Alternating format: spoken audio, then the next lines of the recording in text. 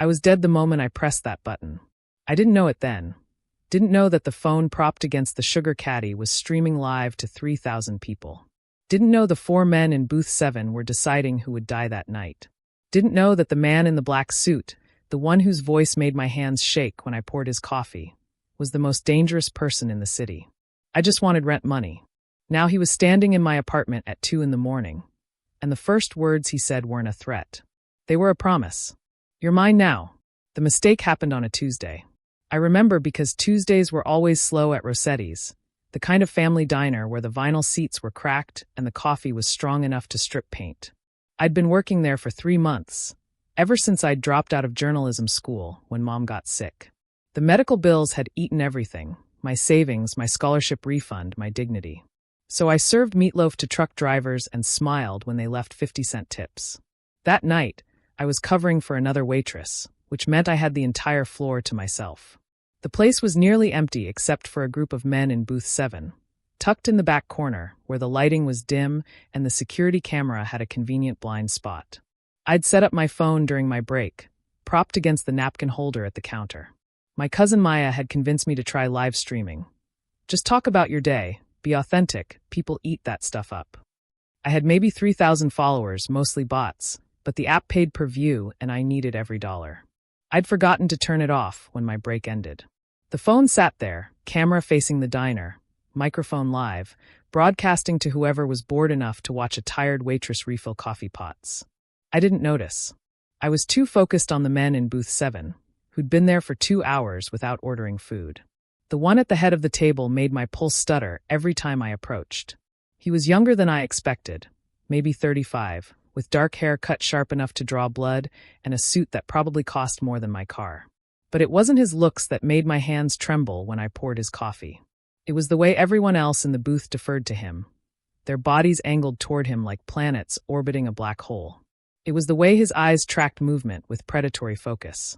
It was the thin scar that ran along his jawline, pale against olive skin. It was the holster I'd glimpsed when his jacket shifted. More coffee? I'd asked, my voice barely above a whisper. He'd looked up at me then, really looked, and I'd felt pinned beneath that gaze like a butterfly on cardboard. His eyes were the color of smoke, gray and restless and far too intelligent. Please, he'd said, and his voice was deep, cultured, with the faintest trace of an accent I couldn't place. What's your name? Mara. It came out breathless. Mara. He'd repeated it like he was testing the weight of it. Thank you, Mara. I'd fled back to the counter, my heart hammering. That's when I heard it, the phone buzzing with notifications. I glanced over and my stomach dropped. The live stream was still going. The viewer count had jumped to 15,000. 15,000.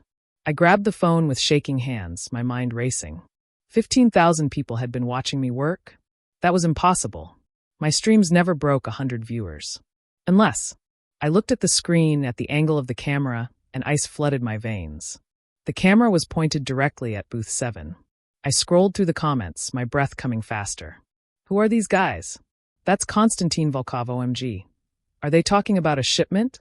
Someone record this. This girl is dead if they find out. Konstantin Volkov. The name detonated in my brain like a grenade. I'd heard it before, whispered on the news, buried in true crime podcasts. The Volkov family controlled half the city's underground. Drugs, weapons, protection rackets, everything that happened in the shadows answered to them. And I'd just broadcast their private meeting to 15,000 witnesses. My hands were so slick with sweat, I nearly dropped the phone as I ended the stream. But the damage was done. The comments were already screaming about screen recordings, about sending clips to the police, about the girl who'd just exposed the biggest crime family on the East Coast. I looked up, and Konstantin was staring directly at me. Our eyes locked across the diner, and I watched his expression shift from neutral to comprehending. He glanced at the phone in my hands, then at the angle I'd been holding it, and I saw the exact moment he understood what had happened. He stood up. I ran. I didn't think, didn't grab my purse or my jacket, just bolted for the back exit through the kitchen. Behind me, I heard shouting, the sound of heavy footsteps, but I didn't stop. I crashed through the emergency exit into the alley, and the November air hit me like a slap. I ran until my lungs burned, until the diner was blocks behind me, until I collapsed against a dumpster in an alley I didn't recognize, gasping for air. My phone buzzed. A text from an unknown number. Running won't help. I already know where you live. I stared at the screen, my vision blurring with tears. Another text came through. You have two choices. Come to me willingly or I come to you. Either way, we're going to have a conversation about what you just did. Choose wisely, Mara. He knew my name. He knew where I lived. I was dead. I went home because I had nowhere else to go. My apartment was a studio in a building that should have been condemned, 6 floors up with a broken elevator and locks that wouldn't stop a determined child. I sat on my mattress on the floor, the phone clutched in my shaking hands, and waited for death. It arrived at 2:47 a.m. I didn't hear him pick the lock, didn't hear him cross my floor. One moment I was alone, and the next he was standing in my doorway, backlit by the hallway's flickering fluorescent, and he looked like a demon stepping out of hell. Konstantin Volkov was somehow larger in my small space, his presence filling every corner. He closed the door behind him with a quiet click that sounded like a gunshot in the silence. "You're a difficult woman to track down," he said, and his voice was so calm it terrified me more than any threat. "You don't use social media. No credit cards. No car registered in your name. The only reason I found you is because you used your real name tag at the diner." I couldn't speak, couldn't move. I just stared at him as he walked further into my apartment, his expensive shoes silent on my worn carpet. He looked around, at my makeshift kitchen, at the medical bills stacked on my counter, at the mattress where I sat frozen. His expression didn't change, but something shifted in his eyes. "Do you know what you did tonight?" he asked. I found my voice, though it came out hoarse. "I'm sorry. I didn't mean to. The phone was an accident." 15,000 people, he interrupted, watched you broadcast a conversation about a weapons shipment worth $8 million. By morning, that clip will be on every news site in the country. The FBI is probably already building a case. He stopped in front of me, and I had to tilt my head back to meet his eyes. "You cost me a significant amount of money, Mara. And trust. My associates now think I'm careless enough to conduct business in public. That perception is dangerous in my line of work." "I'll delete it," I said desperately. I'll tell them it was fake, staged." Too late. He crouched down so we were eye level, and the movement was liquid, controlled. "The internet is forever. You know this, you studied journalism, didn't you? Before you dropped out to care for your mother." My blood turned to ice. "How do you? I know everything about you." His voice was soft, almost gentle, which made it more terrifying. "Mara Christine Hayes, 23 years old. Dropped out of Columbia School of Journalism 18 months ago when your mother was diagnosed with stage 4 cancer. She died 6 months later, leaving you with $143,000 in medical debt. You work 3 jobs and live on instant ramen. Your cousin Maya checks on you twice a week. You haven't been on a date in 2 years." Each fact was a hammer blow. He dissected my entire life in the 6 hours since I'd run from the diner. "What are you going to do to me?" I whispered. He studied me for a long moment, his gray eyes moving over my face like he was memorizing every detail. "I'm going to keep you alive," he said finally. I blinked. "What?" "That live stream put a target on your back. Do you think my family is the only one who saw it? My enemies now know you exist. They know you're a vulnerability. By morning, every rival organization in the city will be looking for the girl who exposed Konstantin Volkov." Horror dawned slow and cold. No, I'm nobody. I don't know anything. You don't have to know anything. You just have to exist." He reached out and tucked a strand of hair behind my ear, and I flinched at the touch. His hand was warm, his fingers gentle, and that made it worse somehow. "They'll take you to get to me. Torture you for information you don't have. Kill you to send a message." "Then what?" My voice broke. "What am I supposed to do?" "You're mine now." The words hung in the air between us. "I don't understand," I managed. "Starting tonight, you belong to me. You live where I tell you to live. You go where I tell you to go. You don't leave my protection, not for a second." He stood up, pulling me to my feet with him. "Pack a bag. You have 5 minutes." "I can't just leave." "You can and you will." His hand was still wrapped around my wrist, firm but not painful. "Because the alternative is I walk away and you're dead by sunrise." I stared at him, searching for any hint that this was a negotiation, that I had a choice. But his expression was carved from marble, absolute and unyielding. "Why?" I asked. "Why protect me? I ruined your deal. I exposed you." "Because you're mine," he repeated, and something in his voice made my stomach flip. And I protect what's mine. 5 minutes later, I was in the back of a black SUV with windows so dark I couldn't see out. Konstantin sat beside me, scrolling through his phone with the calm of a man who hadn't just kidnapped someone. 2 men sat in the front, one driving, one riding shotgun with a gun visible on his hip. Neither had spoken a word to me. "Where are we going?" I asked, hating how small my voice sounded. "Home," Konstantin said without looking up. "Whose home?" "Mine." The SUV wound through the city, leaving behind my neighborhood's broken streetlights for tree-lined streets where mansions sat behind iron gates. We drove for 40 minutes, climbing into the hills where the wealthy isolated themselves from the chaos below. Finally, we turned onto a private road that led to a sprawling estate that looked like it belonged in a European countryside, not perched above an American city. The main house was all stone and glass, lit from within like a lantern. Security cameras tracked our approach. "This is where you live," I breathed. "One of several properties."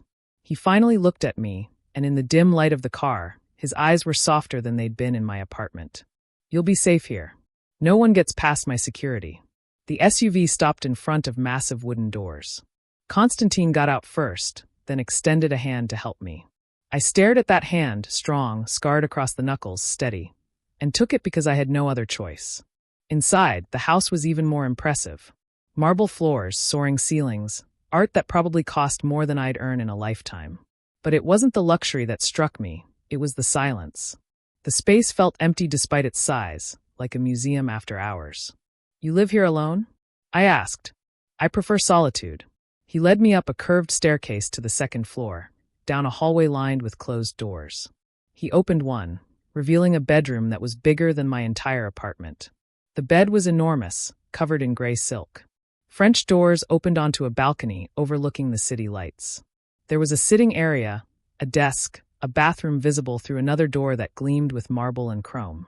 "This is your room," Konstantin said. "No locks on the inside, security precaution. But no one will enter without permission." I stepped inside, feeling unmoored. This morning I'd been worried about making rent. Now I was standing in a room that looked like a hotel suite, protected by a man who could probably kill me with his bare hands. "Why are you really doing this?" I asked, turning to face him. He stood in the doorway, watching me with that unsettling focus. "I told you." "No." I surprised myself with my firmness. "Nobody does this out of pure protection. You could have just handled me, made me disappear. Why bring me here? Why give me a room like this?" Something flickered in his expression, surprise, maybe, or approval. "You're observant," he said. "That will serve you well. Answer the question. Brave, too." He stepped into the room, and I fought the urge to back away. "The truth? You interest me, Mara. A girl who live streams her boring life for rent money accidentally exposes a mafia boss, and instead of begging for mercy, she asks why I'm keeping her alive." He tilted his head. "Most people would have broken by now." "I'm terrified," I admitted. "I know, but you're still standing." He reached out and traced the line of my jaw with one finger, and I shivered at the touch. "Still asking questions. Still trying to understand the situation you're in. That takes strength." His hand dropped away, and I released a breath I hadn't known I was holding. "Sleep," he said, moving toward the door.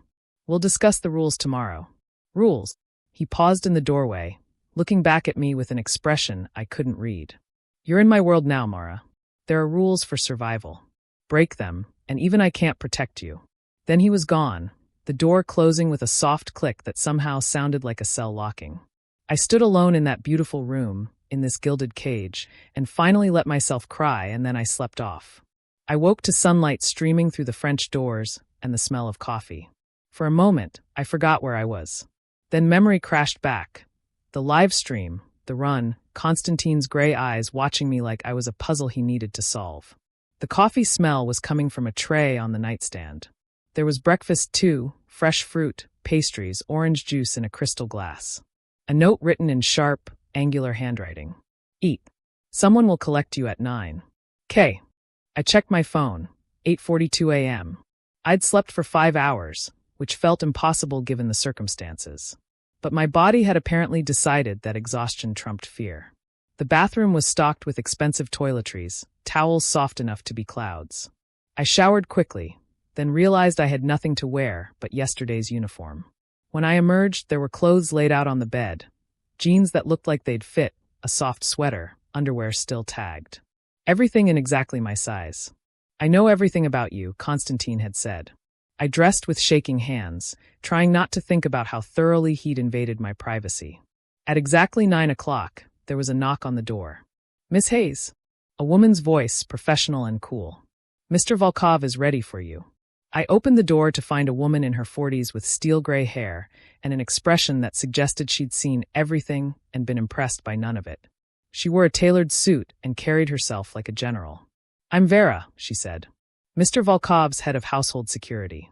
Follow me, please. She led me through the house, and in daylight I could see details I'd missed. The security cameras in every corner, the men stationed at strategic points, the way every window had reinforced glass. This wasn't a home. It was a fortress. Konstantin was in an office that looked like it belonged to a Fortune 500 CEO. Floor-to-ceiling windows overlooked the estate's grounds. He sat behind a desk made of dark wood, talking on the phone in a language I didn't recognize. Russian, maybe. He gestured for me to sit. I perched on the edge of a leather chair and tried not to eavesdrop, but his tone was cold enough to frost the windows. Whatever he was discussing, whoever was on the other end was either terrified or about to be. He ended the call and turned his full attention to me. Did you sleep? He asked. Some. Eat. I'm not hungry. Liar. But there was no heat in it. You haven't eaten properly in months. Your medical records show malnutrition-related issues. I felt my cheeks heat. You read my medical records? I read everything. He stood and came around the desk, leaning against it so he was closer to me. You need to understand something, Mara. I don't do anything halfway. If I'm protecting you, I'm protecting you completely. That means knowing every detail of your life, every vulnerability, every threat. I searched for the word. Invasive. It's necessary. He crossed his arms, and the movement made his shirt stretch across his shoulders. Let me explain your situation clearly. Last night's livestream has made you a target. This morning alone, I've intercepted 3 separate attempts to locate you. 2 from rival families, 1 from an FBI agent who thinks you might be willing to testify. My stomach dropped. The FBI? They won't find you here. But they're looking. His expression was grim. So are the Kozlov brothers, who would very much like to know what else I discussed in that booth. So is Marcus Chun, who's been trying to move on my territory for years. You're valuable to them, as leverage, as information, as revenge. So I'm bait, I said hollowly. No, you're protected. He crouched in front of me again, and I was starting to recognize this as his preferred position, eye level, close enough to touch. But we need to establish rules for that protection to work. What kind of rules? You don't leave this estate without me or one of my men. You don't contact anyone from your old life. That includes your cousin Maya. You don't use your phone unsupervised. You don't go near the east wing of the house. And you don't ask questions about my business. Each rule felt like a chain wrapping around me. So I'm a prisoner, I said. You're protected, he corrected. There's a difference. Is there? I met his eyes, anger finally cutting through the fear. Because from where I'm sitting, you've kidnapped me, isolated me, and now you're telling me I can't even call my family to tell them I'm alive. Your cousin Maya received a text from your number this morning saying you took a last-minute job out of state and would be in touch soon. His voice was maddeningly calm. She believes you're safe. Bothering her with the truth would only put her in danger. You sent a text from my phone? I told you, I handle everything. I stood up so fast the chair scraped backward. You can't just control my entire life.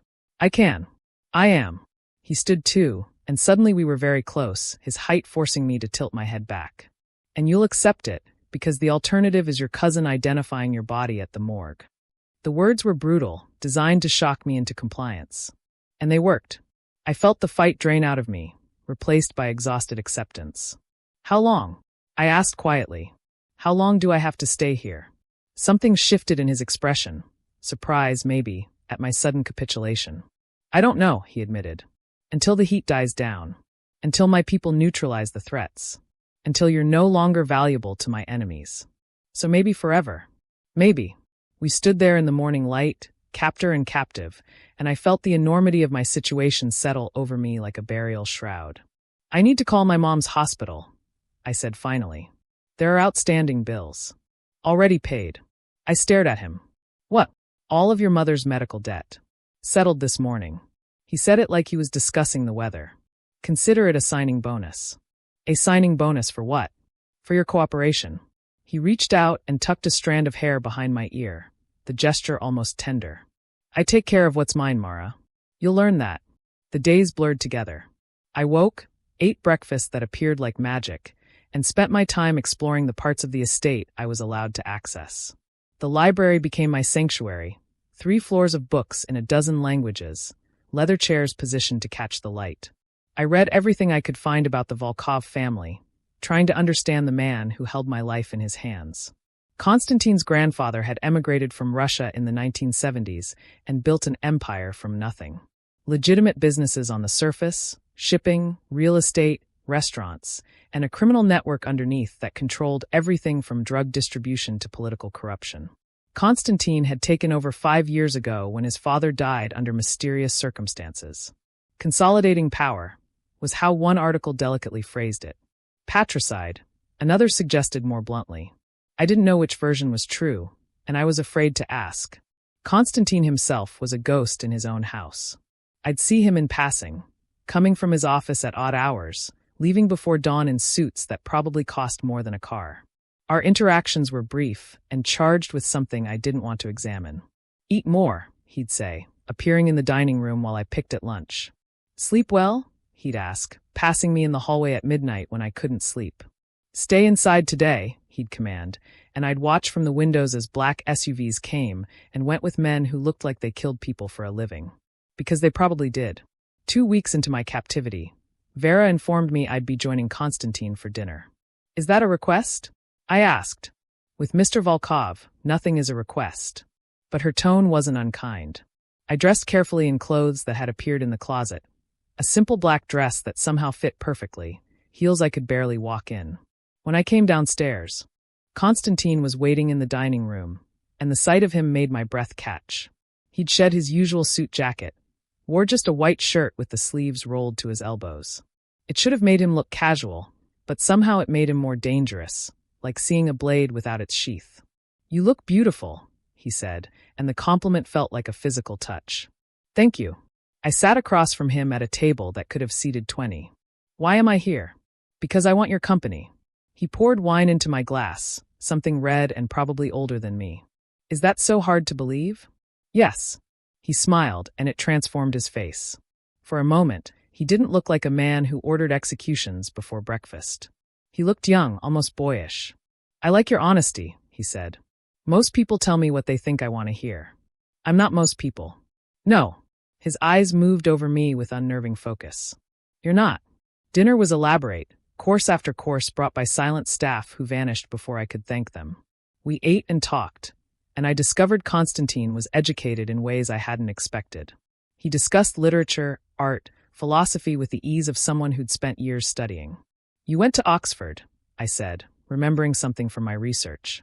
Briefly, he swirled wine in his glass. Before my father decided I needed to come home and learn the family business. Did you want to? Want has very little to do with legacy. Something dark passed over his expression. We're born into our roles, Mara. The question isn't what we want, it's what we do with what we're given. And you were given an empire built on crime. I was given an empire built on survival. He set down his glass.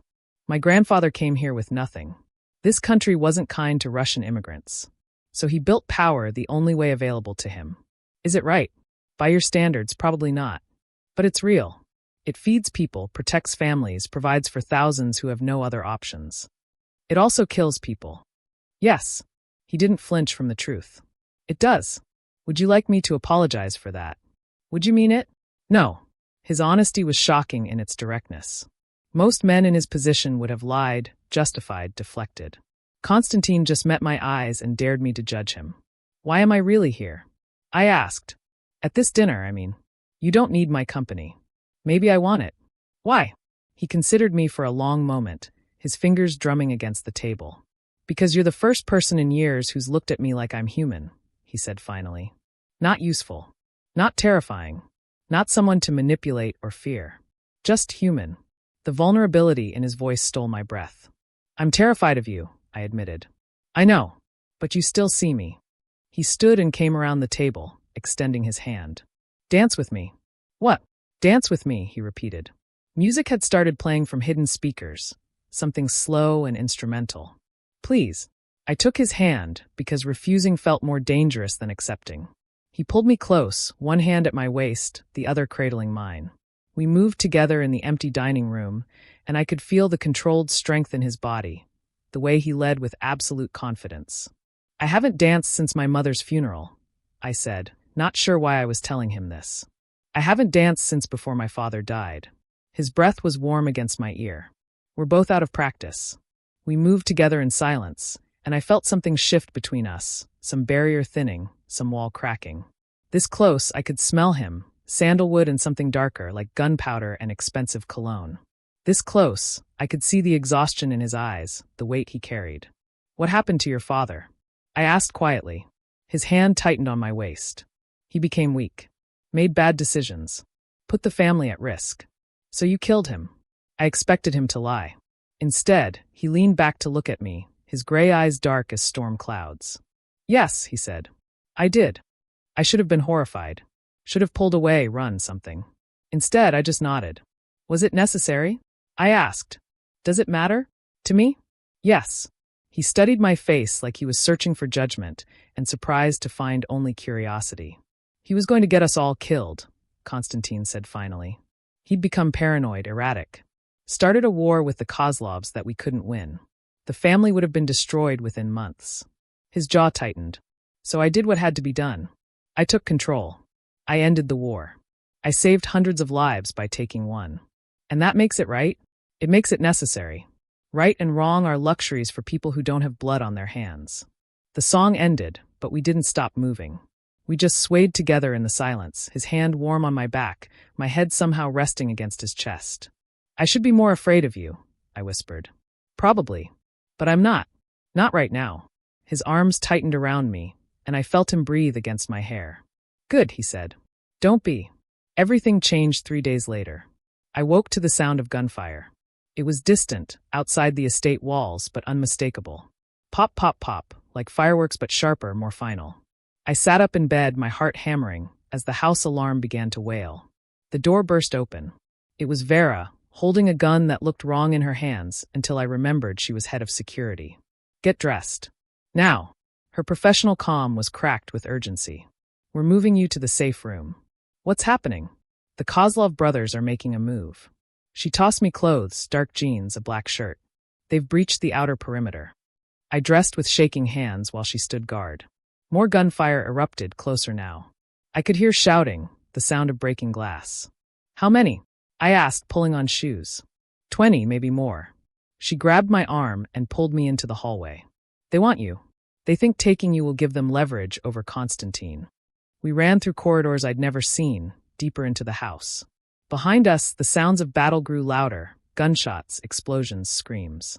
Vera spoke rapid fire into a radio in Russian, getting updates I couldn't understand. We reached a door disguised as a bookshelf. She pressed her palm to a scanner, and it swung open, revealing stairs leading down. Inside, she commanded. Where's Konstantin? Fighting. She pushed me toward the stairs. Go. I descended into a bunker that looked like it could withstand a nuclear blast. Concrete walls, reinforced door, supplies stacked for a siege. Vera sealed the door behind us, and the sounds of battle became muffled, distant. We weren't alone. 3 other men were there, all armed, all watching the security feeds on mounted screens. I could see the estate grounds lit up like a war zone, muzzle flashes, running figures, smoke rising from buildings. And there, in the center of it all, was Konstantin. He moved like violence given form, efficient, brutal, unstoppable. I watched him drop 3 men in as many seconds, his gun an extension of his body. He was protecting the main house, I realized, making sure no one reached where he thought I was sleeping. He doesn't know I'm down here, I said. Vera didn't answer, her eyes fixed on the screens. The battle lasted 47 minutes. I watched every second of it, unable to look away even when I wanted to. I saw men die on both sides. I saw Konstantin take a bullet to the shoulder and keep fighting. I saw the moment the Kozlov forces broke and retreated, leaving bodies scattered across the pristine lawn. When Konstantin finally appeared on the bunker door's exterior camera, he looked like he'd walked through hell. His white shirt was red with blood, his own and others. His face was hard as granite. Vera opened the door. "Status," he demanded, his voice rough. "Everyone accounted for. 3 wounded, none critical." Vera's tone was pure military precision. "Miss Hayes is secure." His eyes found me across the bunker, and something in his expression shifted. Relief, maybe, or fury that I'd been at risk at all. "Out," he told his men. "Now." They filed out without question, Vera last. She gave me a look I couldn't interpret before sealing the door behind her. Then we were alone. Konstantin crossed the space between us in 3 strides, grabbed my face in both hands, and kissed me. It wasn't gentle. It was possession and relief and rage all tangled together, his mouth claiming mine like he was staking a claim. I should have pushed him away. Should have been horrified that a man who'd just killed people was touching me. Instead, I kissed him back, my hands fisted in his ruined shirt, pulling him closer despite the blood, despite everything. He tasted like smoke and copper, and when his hands slid into my hair, I felt something inside me break open. When we finally broke apart, we were both breathing hard. "You weren't supposed to see that," he said, his forehead pressed to mine. "I saw everything." "I know." His hands were still cradling my face, gentle despite the violence they'd just committed. "Are you afraid now?" I should have said yes. Should have lied. But I'd promised myself I'd be honest with him, even when it damned me. "No," I whispered. "I'm not afraid." "You should be." But he kissed me again, softer this time. "You should be terrified of me, Mara." Too late. He pulled back enough to study my face, his gray eyes searching for something. Whatever he saw made his expression shift into something raw and unguarded. "You're in danger because of me," he said, his voice rough with something that sounded like guilt. "They'll keep coming. As long as you're connected to me, you're a target. Then let me go." "I can't." His hands tightened in my hair. "I won't." "Why?" "Because you're mine." He said it like a confession, like an apology. "From the moment you looked at me in that diner, you've been mine. And I don't let go of what's mine." The attack changed everything. Konstantin became obsessed with my safety to the point of suffocation. I couldn't walk to the library without 2 guards. Couldn't eat breakfast without someone testing my food first. Couldn't breathe without feeling his eyes on me, even when he wasn't in the room. A week after the attack, I confronted him in his office. "This has to stop," I said, barging in without knocking. He looked up from paperwork stained with what I hoped was coffee. "What has to stop?" "This." I gestured around. "The constant surveillance. The guards. You're treating me like I'm made of glass. You're a target. That requires precautions. I'm going crazy." My voice rose despite my intention to stay calm. "I can't live like this, Konstantin. I can't be a prisoner forever." He stood, came around the desk with that predatory grace. "What do you want from me, Mara? You want me to let you walk around unprotected so the next group can finish what the Kozlovs started. I want to matter." The words burst out before I could stop them.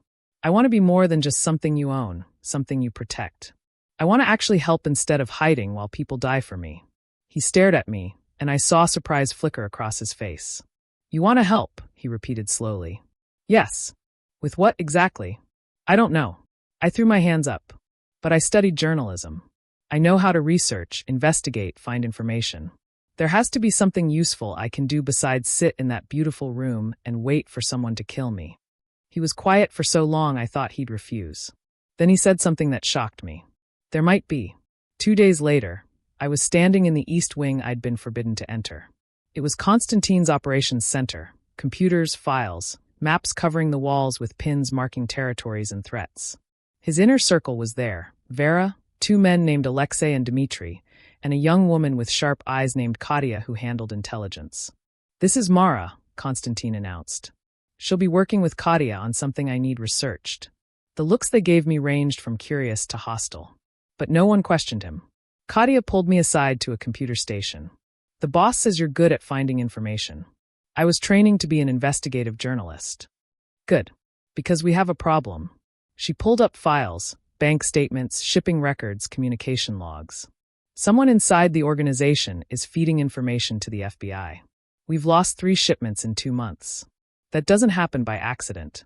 My heart raced. This was real. This was dangerous. This was exactly what I'd asked for. "You want me to find the leak?" I want you to help me look through data we haven't had time to properly analyze. You see patterns, you tell me. She fixed me with a hard stare. And understand this. If you breathe a word of what you see here to anyone, not even the boss will protect you. I understand. Over the next 3 weeks, I disappeared into data. I learned more about Konstantin's world than I'd ever wanted to know.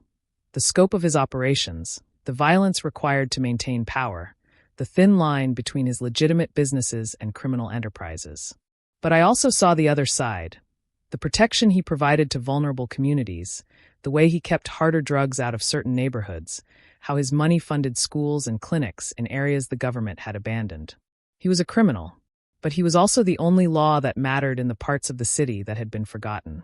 And slowly, painfully, I found the pattern in the data.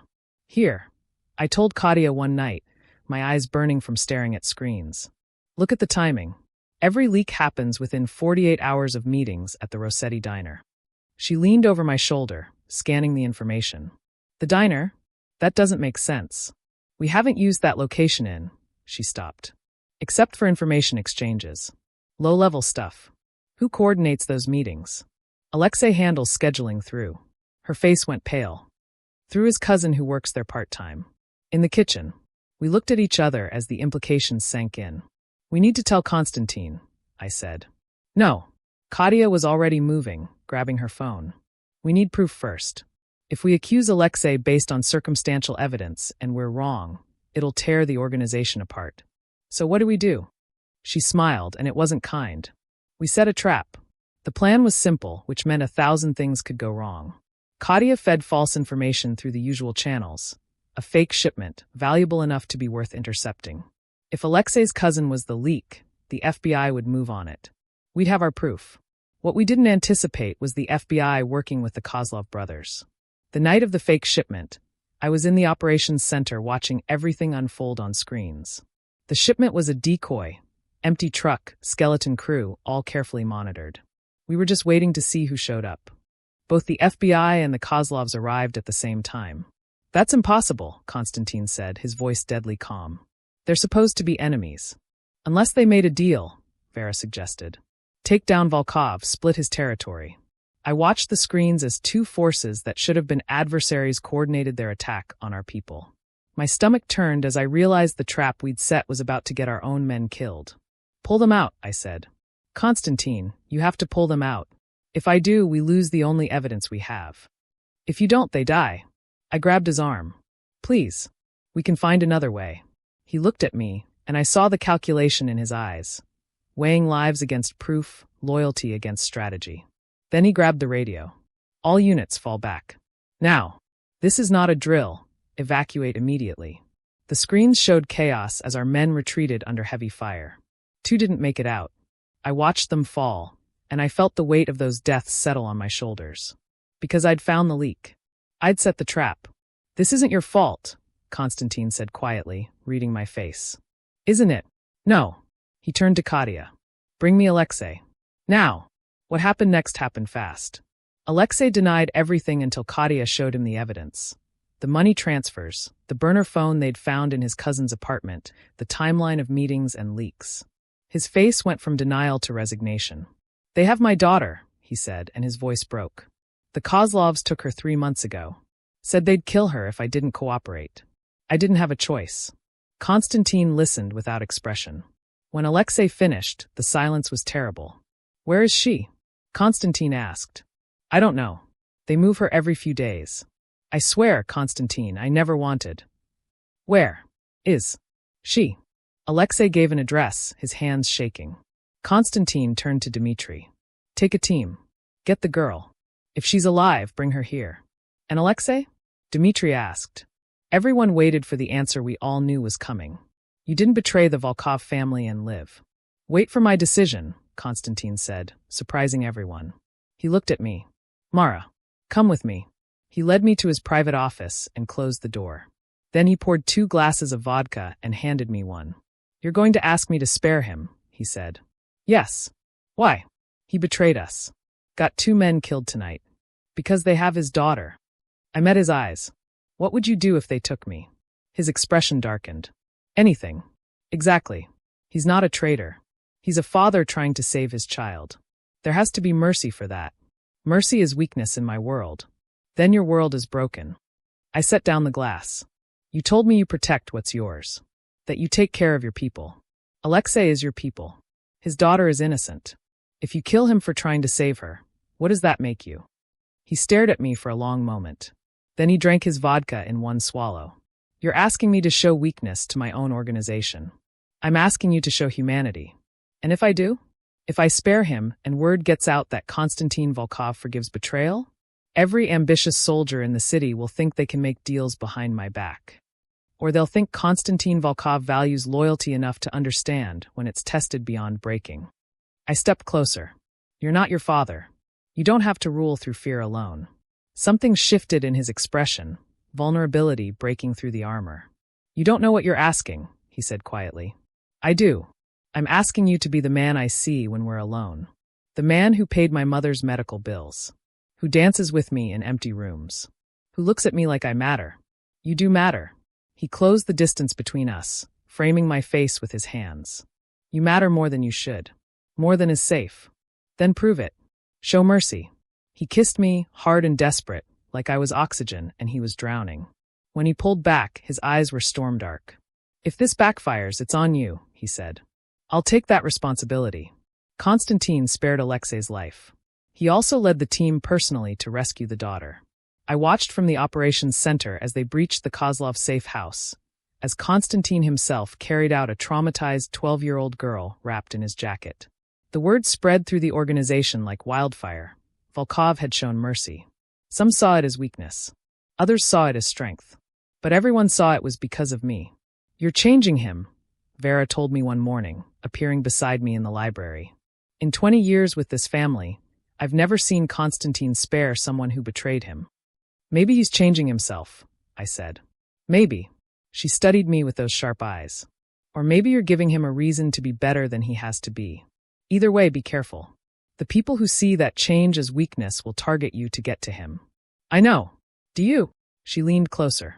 Because loving Konstantin Volkov means accepting that his enemies will use you as a weapon against him. It means every day you wake up knowing someone wants you dead. It means living in this world, his world, for the rest of your life. She paused. Are you prepared for that? I thought about the past month. The fear, the danger, the violence. But also the way Konstantin looked at me like I was the only real thing in his manufactured world. The way he listened when I spoke. The way he was trying to be better because I'd asked him to. Yes, I said. I am. Vera nodded slowly. Then you should know. The Kozlov brothers are planning something big. We don't know what yet, but they've gone quiet. That's never good. When? Soon. The attack came 3 days later, and it came from inside. I was in the bedroom when I heard the explosion. The whole house shook, windows shattering, alarms screaming. I ran to the door and found it blocked. Someone had barricaded it from the outside. I was trapped. Smoke began seeping under the door, and I realized with cold horror that the house was on fire. I grabbed my phone to call for help and found it dead. All communications jammed. This was it. This was how I died. Then the door exploded inward. Konstantin stood in the doorway, covered in soot and blood, and he looked like an angel of death. Come on, he said, reaching for me. I grabbed his hand, and we ran through hallways filled with smoke. The house was a war zone, gunfire, flames, bodies. Konstantin moved with absolute certainty, his grip on my hand never loosening. We made it to the garage where an SUV waited, engine running. He threw me in the back and climbed in after me. Drive, he shouted to Dmitri, and we peeled out as part of the house collapsed behind us. What happened? I gasped, coughing from the smoke. Kozlov's recruited some of my men. Paid them more than I could. His face was grim. They set charges throughout the house. If we'd been sleeping, we'd be dead. How did you know? I didn't. Katia caught unusual purchases on one of the guards' credit cards. Fertilizer, timing devices. We were investigating when they triggered early. We drove through the city as sirens wailed behind us. Konstantin made calls in rapid Russian, his voice cold and commanding. Organizing, regrouping, planning. Finally, he looked at me. I'm taking you somewhere safe, he said. Somewhere even my people don't know about. Where? The place where I go when I need to disappear. The safe house was a cabin in the mountains, 3 hours from the city, accessible only by a private road that was barely more than a trail. It was small, rustic, nothing like his estate, wood walls, a stone fireplace, basic furniture. No one knows about this place, Konstantin said, checking the windows. Not Vera, not Dmitri. Just me. Why bring me here? Because I can't protect you in the city anymore. He turned to face me, and I'd never seen him look so tired. The organization is fractured. I don't know who I can trust. Until I clean house, you're safer here. What about you? I'm going back. He saw my expression and shook his head. I have to. If I don't retake control now, there won't be anything left to control. They'll kill you. Maybe. He crossed to me, pulled me against him. But I can't lose you because I was too weak to fight. You're not weak. I am about you. He tilted my chin up, forcing me to meet his eyes. You're my weakness, Mara. My enemies know it. That's why they'll keep coming for you until either you're dead or I am. Then what do we do? You stay here. Stay hidden. Stay alive. He kissed my forehead. And I go to war. No. I grabbed his jacket. I'm not hiding while you fight alone. I won't. You don't have a choice. His voice turned hard. This is not a negotiation. You stay here, where it's safe, while I handle this. Handle what? A war? A purge? How many people are you going to kill? As many as necessary. The casual way he said it chilled me. This was the real Konstantin, not the man who danced with me or showed mercy. This was the Mafia boss who'd killed his own father to save his family. I love you, I said, and the words shocked us both. He stared at me, his expression unreadable. What? I love you. My voice was steadier now. I know I shouldn't. I know it's crazy and dangerous and probably suicidal. But I love you, Konstantin. And I can't let you go into this alone. Mara. No. Listen. I grabbed his face, forcing him to look at me. You're not just a monster. You're not just a criminal. You're a man who tried to protect me when he could have killed me. Who showed mercy when everyone expected cruelty. Who looks at me like I'm the only thing in the world that matters. Tears were streaming down my face now. So yes, I love you. And no, I won't let you do this alone. For a long moment, he just stared at me. Then he kissed me with a desperation that bordered on violence, his hands in my hair, my body pressed against his. I love you, he said against my mouth. God help me, I love you more than my own life. Then let me help you. How? This is a war, Mara. What can you possibly? I have evidence, I interrupted. From the investigation. Names, dates, bank records of everyone who's been working with the Kozlovs. Including people in your organization. He pulled back. You have proof. Katia and I documented everything before the attack. It's on an encrypted drive. I pulled a small device from my pocket. I'd grabbed it automatically when running from the fire. Enough to identify every traitor and everyone they've been working with. Konstantin took the drive like it was made of gold. This changes everything, he said. I know. I met his eyes. So let me come with you. Use what I found. End this together. He studied me for a long moment, and I saw him weighing options, calculating risks. Then he nodded. Together, he agreed. But if I tell you to run, you run. No arguments. No heroics. Promise me. I promise. Liar. But he kissed me again, softer this time. Let's go to war. The next 72 hours were a blur of strategy and violence. Using the evidence I'd compiled, Konstantin identified every traitor in his organization. He moved with surgical precision, arrests, interrogations, eliminations. But he also did something unexpected. He offered deals. You work for me or the Kozlovs kill your family, he told each traitor. I'm offering a third option. Work with me to take down the Kozlovs and you live. Betray me again and you don't. Most took the deal. Within 2 days, Konstantin had flipped enough of the Kozlovs' recruited men to know their entire operation. Locations, timing, plans. Everything. They're moving tomorrow night, he told his assembled team in a warehouse we'd converted into a temporary base. Hitting 3 of our locations simultaneously, trying to wipe us out in one stroke. So what do we do? Alexei asked. He'd been reinstated after helping rescue his daughter, and he was loyal now in a way that went beyond fear. Konstantin smiled, and it was terrifying. We let them come, and we'll be waiting. The plan was brilliant in its simplicity. Let the Kozlovs think their attack was working, draw them deep into our territory, then close the trap. Every location they planned to hit was fortified and waiting. But the real target was their base of operations. While they were attacking us, we'd be destroying them. I'm coming with you, I told Konstantin as he prepared to leave. Absolutely not. You need me. I pulled up information on my laptop. I've been tracking their communications. I know where they're running operations from. You need someone coordinating information in real time. Kadia can. Kadia is leading the team defending the East Side shipments. You know that. I stood my ground. I'm not asking permission, Konstantin. I'm telling you I'm coming. We stared at each other, wills clashing. Finally, he sighed. You stay in the vehicle. At all times. Understood. Understood. The night of the battle, I was in an armored SUV with 3 of Konstantin's best men, parked 2 blocks from the Kozlov's headquarters. I had a laptop, 3 phones, and access to all our communications networks.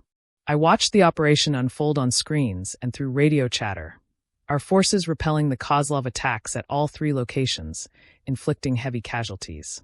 And then Konstantin's voice came through. We're moving in. Maintain communications blackout until I give the all clear. For 27 minutes, I heard nothing. Just silence and my own heartbeat pounding in my ears. I stared at the screens showing the outside of the Kozlov building, a warehouse converted into a fortress. Nothing moved. Then gunfire erupted, so loud I could hear it through the reinforced vehicle. Konstantin, I said into the radio. Konstantin responded. Nothing. More gunfire. An explosion that made the SUV shake. One of my guards got out to investigate, his gun drawn. He never came back.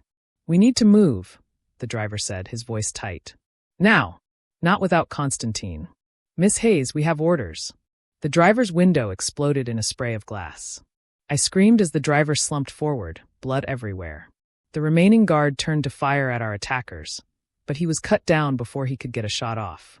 Then the door beside me was yanked open, and I was staring into the face of a man I'd only seen in photographs. Viktor Kozlov. Well, well, he said in accented English, dragging me from the vehicle. Konstantin's little pet. He's going to be so upset when he finds you dead. I kicked at him, fought, but he was stronger. He dragged me toward the warehouse, and I realized with horror that this had been the plan all along.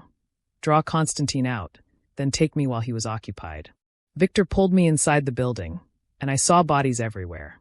Our people. Their people. So much blood. And then I saw Konstantin. He was on his knees, surrounded by 5 men with guns. His face was bloody, his hands bound. But his eyes found mine, and the fury in them could have burned down the world. Let her go, Viktor, he said, his voice deadly calm. This is between us. No, this is about sending a message.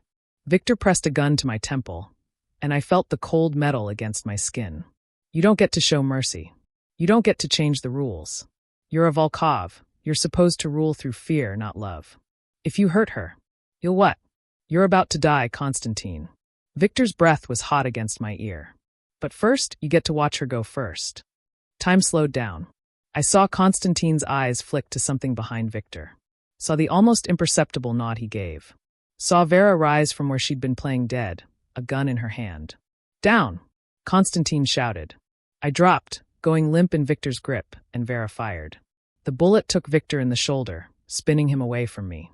I scrambled away as chaos erupted. Konstantin somehow breaking his bonds, our people who'd been playing dead suddenly rising, weapons appearing. The fight was brutal and fast.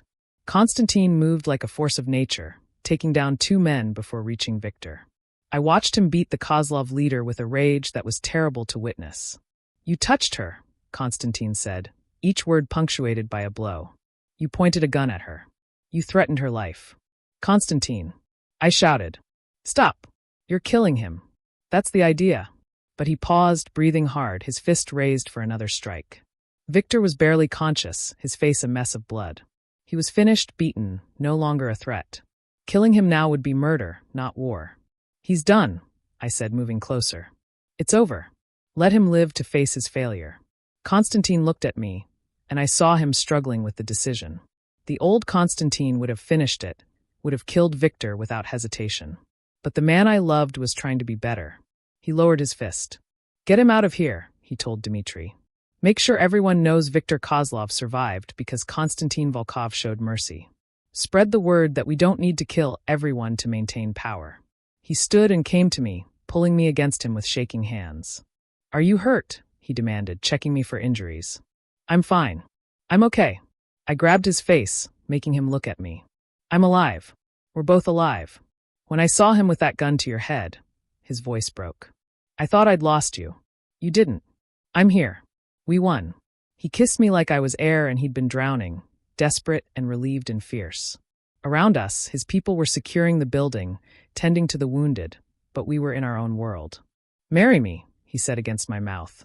I pulled back. What? Marry me. He pulled a ring from his pocket, a diamond that probably cost more than a house, surrounded by smaller stones that caught the light. I bought this 3 weeks ago. Been carrying it everywhere, waiting for the right moment. This isn't it. This is the worst possible moment. But I can't wait anymore. He dropped to one knee among the bodies and blood and chaos. Mara Christine Hayes, you are the bravest, most stubborn, most infuriating woman I've ever met. You looked at my darkness and didn't run. You asked me to be better and made me believe I could be. You saved my life tonight, and you've been saving it every day since I met you. His gray eyes were bright with emotion. Marry me. Choose this life. Choose me, knowing exactly what it means. I'm not a good man, but I'm yours. Completely, eternally yours. I looked at him. This dangerous, complicated, violent man who'd killed for me, protected me, loved me despite every reason not to. I thought about everything that had happened, everything I'd learned about his world. And I knew my answer. Yes, I said. Yes, I'll marry you. He slid the ring onto my finger and stood, lifting me off my feet as he kissed me. Around us, his people started cheering, the sound echoing through the warehouse. I love you, he said against my ear. More than power, more than the family, more than my own life. I love you too, I whispered back. My monster. My Konstantin. 6 months later. The wedding was small, private, held in the garden of Konstantin's estate, rebuilt and more secure than ever. I wore a dress the color of champagne, and Konstantin wore a black suit that made him look like sin personified. Vera officiated, because of course she was also a licensed minister. Our guests were the people who'd fought beside us, Alexei and his daughter, Katia, Dmitri, and a few others who'd proven their loyalty. Maya came too. I'd finally been able to tell her the truth about everything, and she'd surprised me by saying, as long as he treats you right, I don't care if he's a mafia boss. When Konstantin and I exchanged vows, his hands were steady on mine. I promise to protect you, he said, to honor you, to let you change me every day into someone worthy of your love. I promise to stand beside you, I replied, in your light and your darkness, to be your partner, your equal, your conscience when you need one. You may kiss the bride, Vera said with a small smile. And he did, bending me back in a kiss that was thoroughly inappropriate for a wedding but perfectly us. Later, at the reception, I stood on the terrace overlooking the city lights, the ring heavy on my finger. Konstantin came up behind me, wrapping his arms around my waist. Having second thoughts, he asked. Not even for a second. I leaned back against him. Though I never imagined I'd marry a mafia boss. I never imagined I'd let someone change me as much as you have. He pressed a kiss to my neck. But here we are. Here we are. Below us, the city spread out like scattered jewels. His city, his territory, his kingdom. But up here, in this moment, we were just two people who'd found each other against impossible odds. What happens now? I asked. Now. He turned me in his arms, so I was facing him. Now we build something new. A family, a legacy that's about more than fear and violence. Now we prove that even people like me can change, can be better. People like us, I corrected. He smiled, and it was the real smile, the one I got to see that no one else did. People like us. We kissed as the sun set over the city, two damaged people who'd found healing in each other. Two unlikely souls who'd chosen love over logic. I'd started this as a shy waitress who accidentally live-streamed a mafia meeting. I'd ended it as the wife of the most dangerous man in the city, his partner in every sense of the word.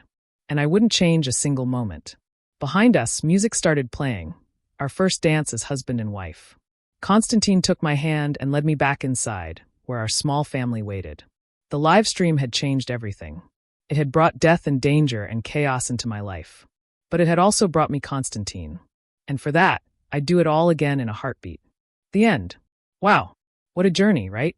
From a simple live stream mistake to becoming the queen of the underworld. Before you go, I need your help. I'm a brand new channel, and every single subscriber means everything to me. If you enjoyed Mara and Konstantin's intense love story, please do me a huge favor. Smash that subscribe button. Hit the like button. It helps more people find these stories. Turn on the notification bell so you never miss my next upload. I promise to bring you the most thrilling, romantic, and addictive stories on YouTube. But I can't do it without your support.